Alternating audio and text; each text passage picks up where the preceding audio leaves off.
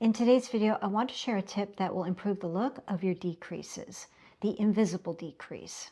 Now, if you've ever done Amigurumi, then you're probably already familiar with this technique. It's been around for years and years, but it wasn't until recently that I discovered you can also apply it to working crochet in rows. And when you see what a difference it makes with double crochets, I think you're going to be just as blown away as I was.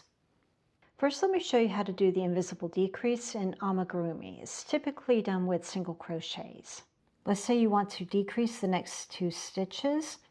You would go into the front loop only of the first stitch and then go immediately into the front loop only of the next stitch. Yarn over, pull through those stitches, and then yarn over, pull through 2 to do your single crochet. Working into the front loop only makes the stitch less bulky, and because you're working in the round, you aren't going to see the back side, which is important to note because the loop that you didn't work into is left behind, and you'll get a little line right under it. Now, working in rows, I'll show you how to do it with each stitch height, but I do want to start with double crochets because that's where you can see the biggest difference. Typically, when you do 2 double crochets together, it will look something like this. You yarn over, go into the stitch, pull your yarn through, yarn over, pull through 2, yarn over, go into the next stitch, pull your yarn through, yarn over, pull through 2. You have 3 loops on your hook, yarn over and pull through all 3 loops. And that's your 2 double crochets together, or a double crochet decrease. And what you'll notice with this is you get something that looks almost like an upside down V. And now the invisible double crochet decrease. To begin, yarn over your hook just like you normally would for a double crochet. Go into the front loop only of the first stitch, and then go right over to the front loop only of the next stitch. Yarn over, pull through those stitches, and now do your double crochet as normal. Yarn over, pull through 2, yarn over, pull through 2.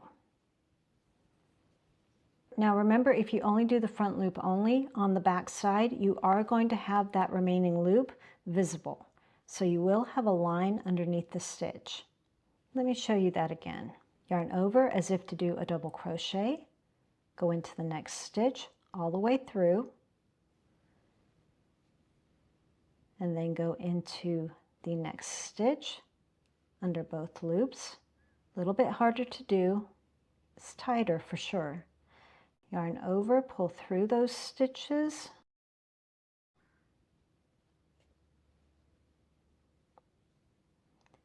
now do your double crochet as normal. Yarn over, pull through 2, yarn over, pull through 2. Here on the back you can see the difference. So here front loop only, you have a distinct line. Here going all the way through, looks like a normal stitch. And here's the big difference between these 2 decreases. The classic one still looks like 2 stitches with a top, where the invisible decrease has combined them completely.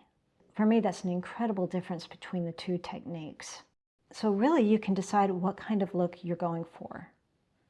When you're working in rows, you can do this invisible decrease for any stitch height. I mainly wanted to show you the double crochet because it was such a difference. But to do the other stitch heights, the technique is just the same. I would recommend that you practice this going into the front loops only at first to get familiar with how to do the decrease, and then play with working under both loops to see what you like better. For single crochet, go into the first stitch, then into the second stitch, yarn over, pull through all of those loops, and then yarn over, pull through 2 to complete your single crochet. Going through all the loops like that, you won't have a visible line in the back, but it will be a little bit more bulky. For a half double crochet, yarn over just like normal, go into the first stitch, then into the next stitch, yarn over, pull through those loops, and then yarn over and pull through all 3 to complete your half double crochet. And for trebles, it's the same thing. You behave as if you're doing a treble crochet, but you're going to enter into both of the stitches first before you complete it.